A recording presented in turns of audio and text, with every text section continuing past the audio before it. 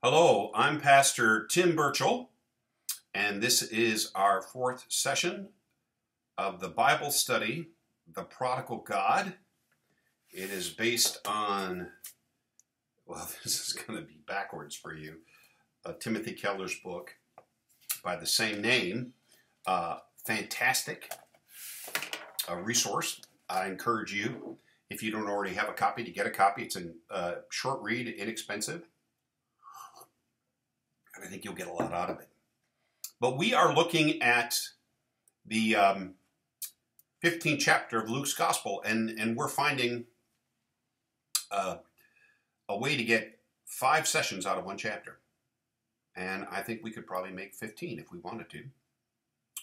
Now I want to review with, yes, our flannel board. It's time for flannel board with Pastor Tim. Okay. Can you see this? Okay, this is our flannel board. I'm going to move my camera a little bit so I can see what's going on. It's reversed for me. But if you remember our story, the parable that Jesus tells, there is a father who owns a great bit of land, farmer, herder, probably got sheep, probably has livestock, cows. We know he has at least a cow, and he's got 2 sons. He's got an older son and a younger son. And we get every impression that he is just a wonderful, gracious father. Now, at one point, his younger son comes to him and says, "Dad, I really can't wait for you to die. So what I'd like you to do is divide up your inheritance," literally. I believe in Greek it's the word bios, your living, and give me what I would get of your estate if you did die. I mean, incredibly disrespectful. I mean, just unheard of in a patriarchal society that really favors older men. And so, shockingly, that's what the father does. Now, this younger son, according to Keller, has decided, by conforming to my father's expectations, by trying to be the man my father wants me to be, I am never going to discover who I really am. I need to be free.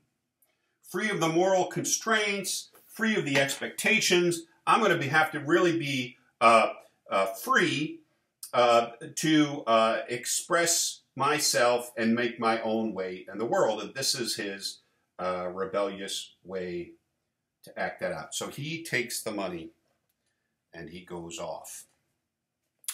Now, in the meantime, the older brother hangs out with Dad and does all the things he's always done. He is a good son. Well, when I say he's a good son, he does everything the father wants him to do in terms of work around the farm. He's basically his father's right-hand man, which he was even when his younger brother was living. The older brother, in those days, was the father's representative wherever he went.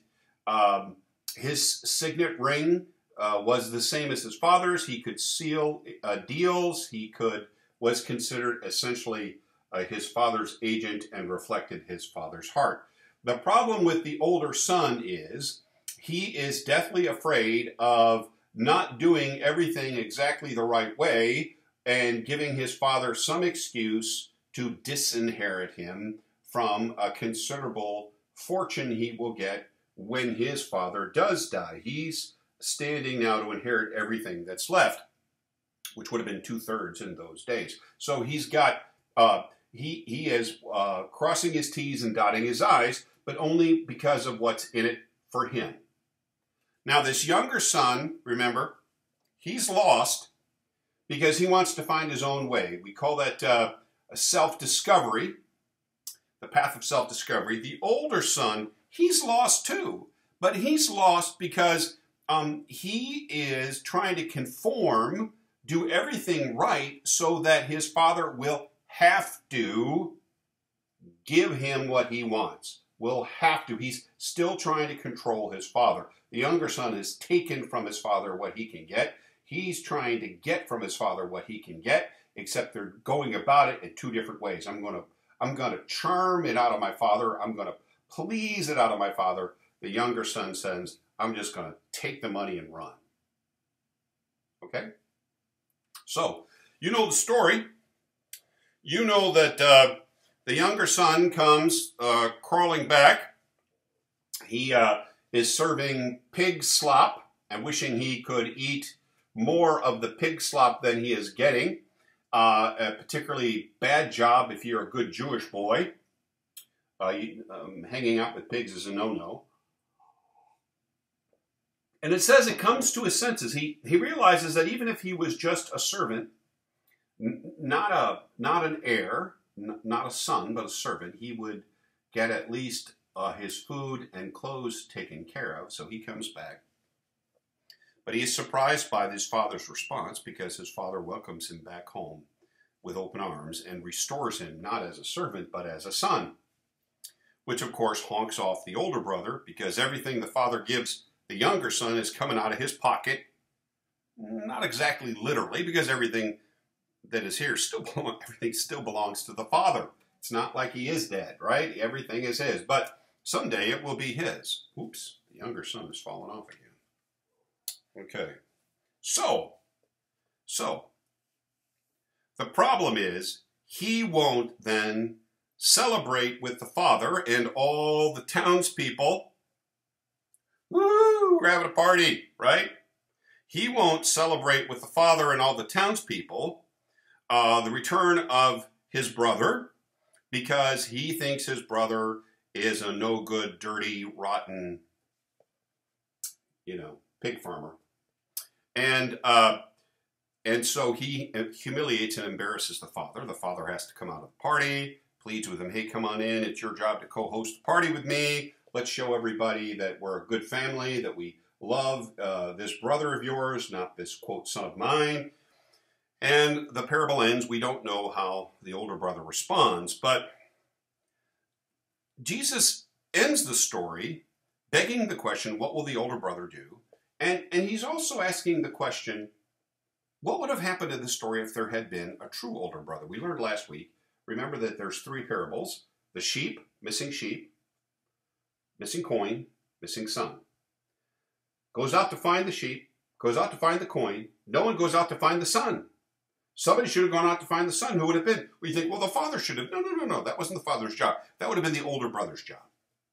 A true older brother would have reflected his father's dreams and desires and would have gone out and brought his brother back and said, whatever it costs, I'll pay for it.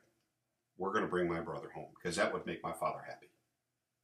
But he is unwilling to do it. And Jesus says, the people of God, Israel, you need a true older brother. And you're in luck, because that's exactly what I am.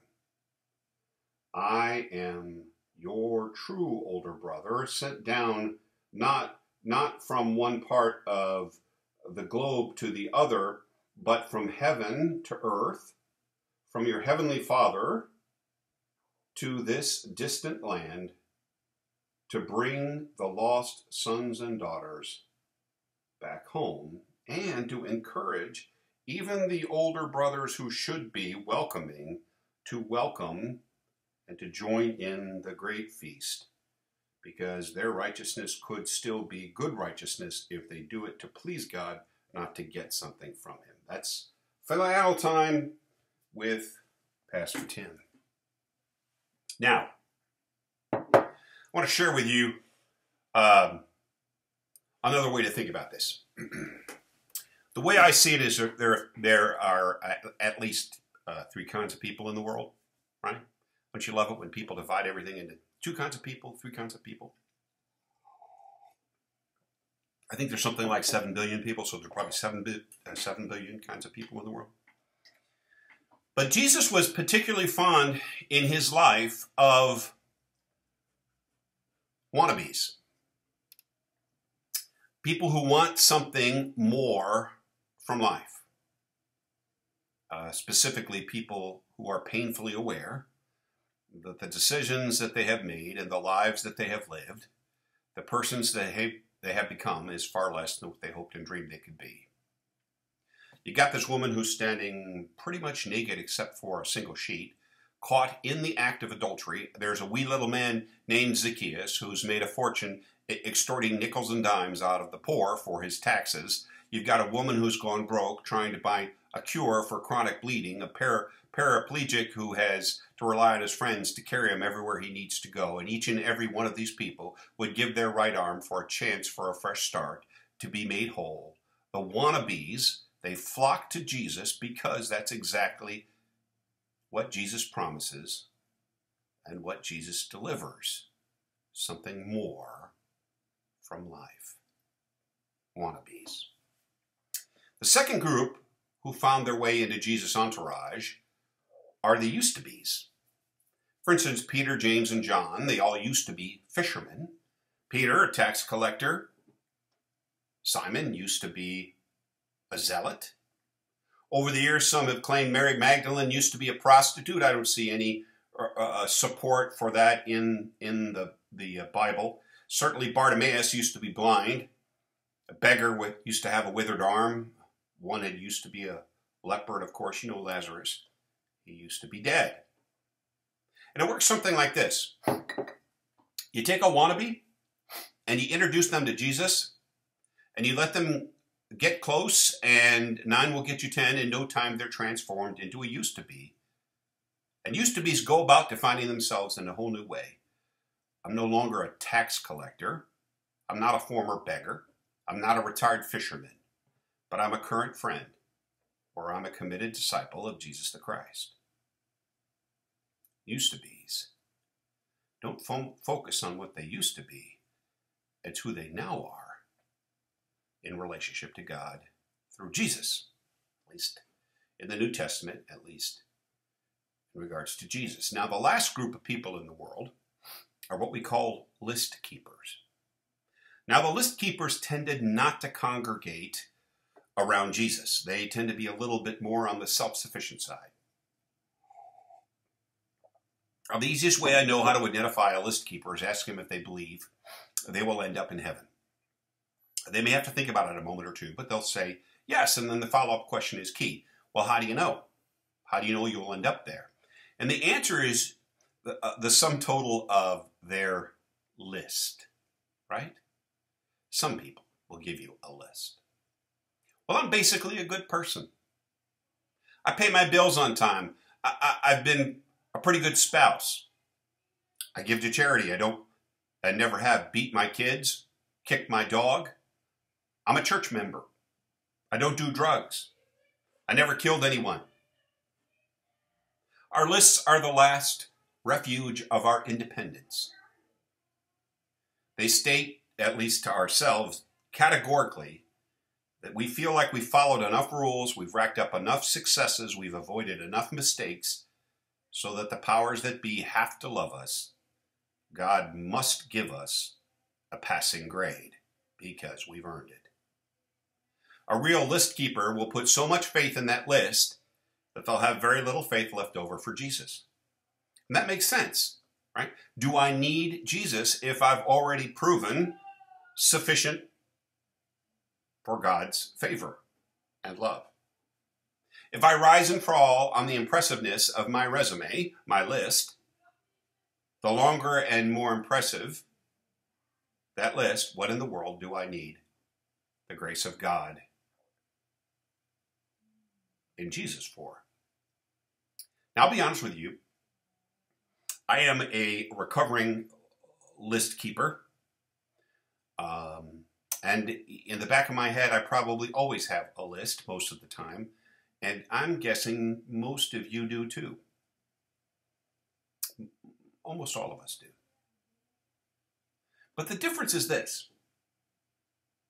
Wannabes look at their list. And because it is so small and pathetic, they cannot pretend that it is enough. Used-to-bes have thrown out their old lists. used-to-bes have only one item on their list, and it's there through no effort of their own. They understand that that lone term, that grace of God, is rock solid and sufficient for their lives, because what they used to do and who they used to be certainly was not. See, what kind of relationship is the question I want to ask? What kind of relationship is there between wannabes, used-to-bes, list keepers, and the elder brother, the younger brother, and the true elder brothers and sisters? Wannabes and used-to-bes are more like, in some ways, the younger brother of the parable. The wannabe might be the younger brother when he goes to the father, and unfortunately, it's a negative wannabe. He wants to be. He thinks there's more to life than what he's getting on the farm, and he's convinced he can get it for himself in that distant country if he only had enough money. And then he discovers that's not the case. And then he discovers in that pigsty that he used to be the father's son, and that was a pretty good place to be. But now he's a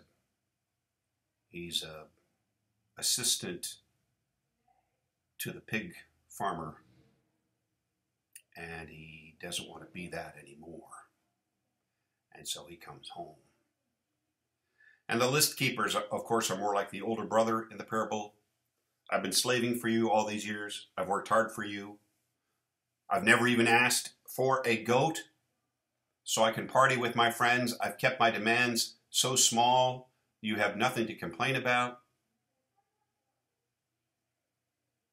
And I keep thinking about, if Jesus is the true older brother, who is more likely to listen to the true older brother? Who is more likely to follow the true older brother when he comes to lead them back home to dad, whether they're far away physically or emotionally or spiritually?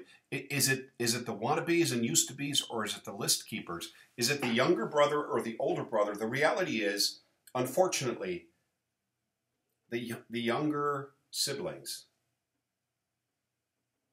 the used-to-bes, the wannabes, they're most likely to respond to the true older brother when he shows up. And the list keepers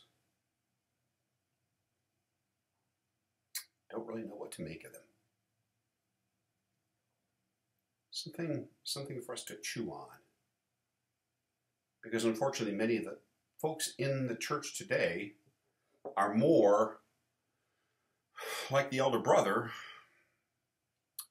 more likely to be list keepers, because we, quite frankly, have achieved more and accomplished more and done more and been closer to God than those outside the church. And it is tempting to see that as something that should be credited to our account rather than just fruit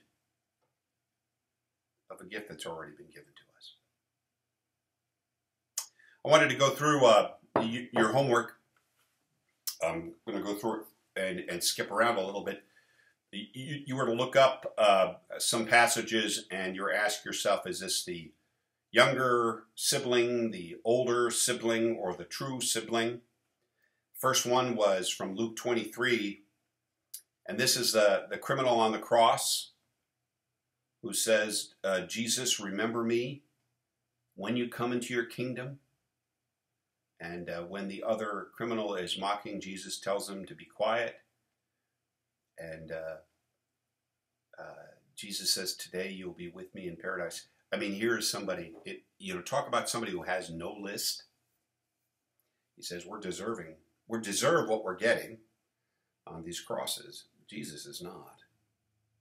He's got no list. And yet, he wants to be with Jesus. He wants to step into that kingdom. And just for that desire, Jesus says to him, today you'll be with me in paradise. Wow, he is definitely a younger brother, but boy, he's also definitely a used to be, isn't he? I used to be a criminal now. Now I'm actually a disciple of Jesus, and I've only got a few minutes to follow him, but I'm ready to do it. I'm going to skip over 1 Samuel. That's David, the call of David with Samuel. I'll let you figure that out for yourself. Matthew 23 is where Jesus says, "Woe to you, teachers of the law and Pharisees, you hypocrites." He goes on and offers a scathing rebuke to the religious leaders, the scribes, the pastors, the teachers, the rabbis, the religious leaders, the professional and semi-professional folks. He goes on and says that, calls them hypocrites, basically actors who put on masks. And what they say and what they do are two different things. And that appears to be right out of the playbook of the older sibling, because he does everything the father asks him to do, but his heart is not in it. You know, he may smile and he may be as nice can be, but when pushed to the limit, he says, I've been a slave, and you never even gave me a single goat to celebrate. And this son of yours, who is, by the way, not my brother, this son of yours who spent all his money with prostitutes, and again, I'd argue no one has said anything about prostitution. So it's interesting. That's what he would spend his money on, I guess. So those would be elder siblings. Here is Zacchaeus. Zacchaeus definitely starts out as a younger sibling. He's making his own way in the world, doing it unethically. He's doing it at the expense of his neighbors as a tax collector. But he is definitely a wannabe. I mean, why else would you climb up a tree? Just for a chance to catch a glimpse of Jesus. He's a wannabe. And then at the end of the story becomes a used to be, isn't he? Jesus simply invites himself to Zacchaeus' house for lunch, and boom, Zacchaeus gives away whatever fortune he has accumulated.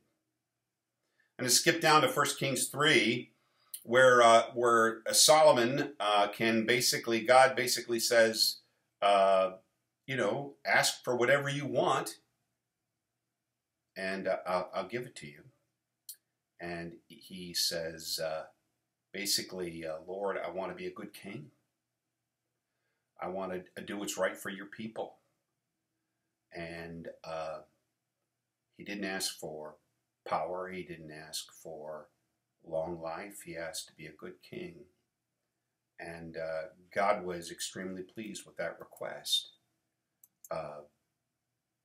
In a way, I think if Solomon had stopped there, he would have certainly been a true elder sibling, because he was so close to God that when he was given the three wishes from the genie, every wish was for his people, for wisdom, a discerning heart, be able to distinguish between right and wrong, to be able to govern wisely. Nothing for himself. And trying to discern his father's heart in order to lead his people faithfully. Boy, that's good stuff. And for quite a while he does that, of course, in the process of being a king in a very complicated political environment. He gets caught up with other things, and he doesn't finish strong. Let's just say that. It's a whole nother lesson there.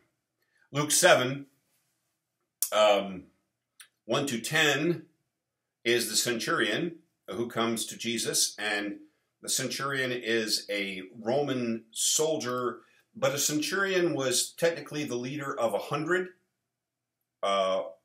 Roman legion, and really was the backbone of the Roman army. We could call them like non-commissioned officers, but I really don't know the military well enough to tell you who the comparable position would be. But these are the guys that had the loyalty of the troops. and these were the men who wielded a credible amount of power on the ground. And he comes to Jesus and has this amazing confidence in Jesus' ability to heal his servant. And I'm assuming that his servant is probably a Jew, since he's in this area of the world. And amazing faith, right? In terms of used to be, wannabe, it's not clear. List keeper, none of that's very clear. But it is clear that he wants from Jesus something not for himself, but for one he trusts and needs. And he believes that Jesus can do anything Jesus puts his mind to. It's an amazing faith statement. You just have to say that I'm not sure which category I would even put that in. I guess maybe a true elder brother, elder sibling, or just a true sibling to Jesus. And then we have these wonderful two passages where Paul basically pulls out his credentials, and his credentials are: we are weak, but you are strong. You are honored, we are dishonored. We go hungry and thirsty. We are in rags. We are brutally treated. We are homeless. We work hard with our own hands. We are cursed. When we are cursed, we bless. When we are persecuted, we endure it. When we are slandered, we answer kindly. We have become the scum of the earth, the garbage of the world, right up to this moment, for your sake.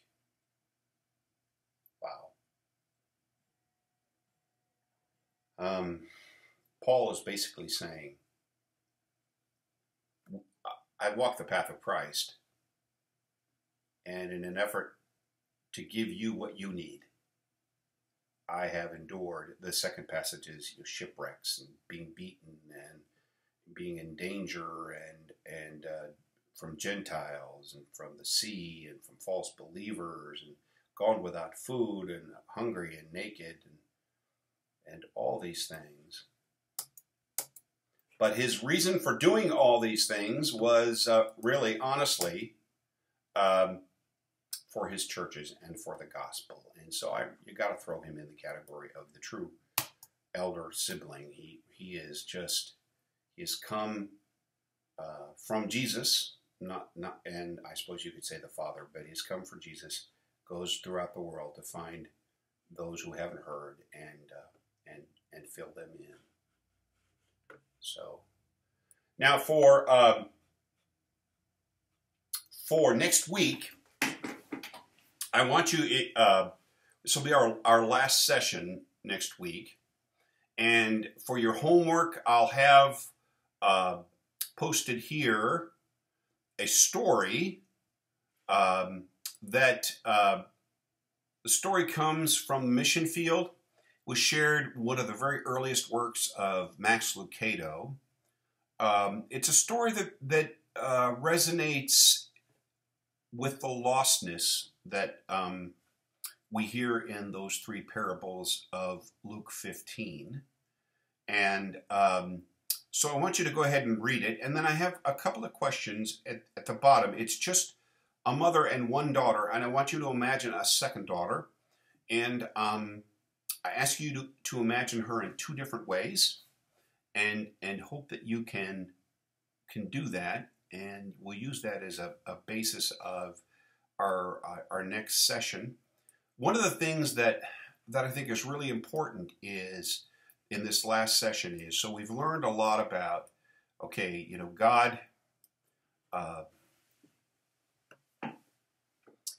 God is not to be used, that folks are lost to God even though they are standing right next to him, even though they're in his church, even though they have seemingly doing the right things, but not always for the right reasons. The desire to love and please God for God's sake is just not there. And so there are others who are constantly saying, yeah, but I want to love God, but I want to love God on my terms. I want to tell God what it is a faithful person looks like, and I get to decide that. And so if it makes me uncomfortable, if it holds me accountable, I don't think that that's part of my God. I don't think that's part of my faith. And That's that path of self-discovery. Neither one of those are very helpful or sufficient. Loving God for God's sake, and doing what pleases God, but doing it with joy and doing it with a sense of satisfaction and fulfillment. That's really the goal of the Christian faith. And so what I want to spend some time talking about in our next session is, what does a church of a true elder brother look like? What does a church look like if our Church of Trinity simply said, we are going to focus our energy exclusively on the younger sisters and brothers in our community? What would we look like? If we said we're going to be a church that seeks out list keepers, elder sisters and brothers, build a church around them, what would that look like? And then I don't know that you can necessarily go out and look for true elder brothers, because I think true elder brothers are sent by Jesus Christ. So the question would be, what would happen if we were a church that was designed to produce as many true elder siblings as possible? See, those are the questions that fascinate me. So it's one thing to say, are you the elder brother, or are you the younger brother? But those are good questions, personally.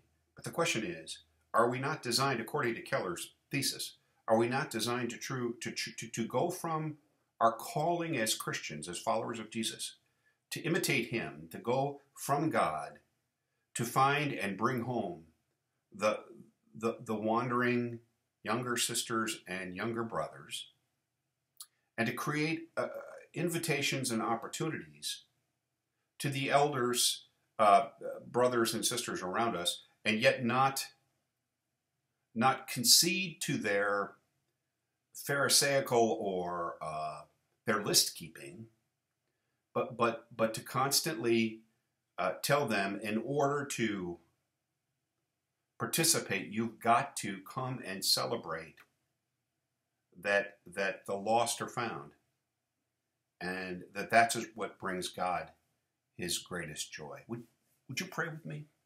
Let's pray together. Gracious and loving God, you are really more than just our Father, more than just a heavenly mother or a relationship that we could put our fingers on. Those are metaphors, and those are great metaphors, but Lord, you're greater than that, because you created us out of the dust of the earth. This planet that we walk on, this air that we breathe, this water that we drink, it is all yours. It all has its source in you. We've been going through some difficult times, Lord, and I'm confident that those times are not nearly over yet, and they will be trying times. But rather than asking for those times to disappear, although, Lord, that's certainly our preference, and instead of making the path easier so that our abilities may be equal to them, increase our abilities so that we can overcome whatever is in our path. Through the grace of your Son, Jesus Christ, we pray. Amen. God's blessings to you. I hope you'll join us for worship, online worship, streaming worship. We're beginning a brand new series, Faith to Face a Pandemic. Trying to get the faith we need to face a pandemic. We'll get through this. And at least the first few sermons are going to be drawn from a Max Lucado book that really focuses on, as we will, of course, as well, focus on the life of Joseph, a startling example of somebody who went through some pretty crazy lows, and yet his persistence and his faithfulness not only got him through it, but allowed him to be a true blessing to others. So hope you'll be joining us Sunday morning at 9 and 10:30. God bless you.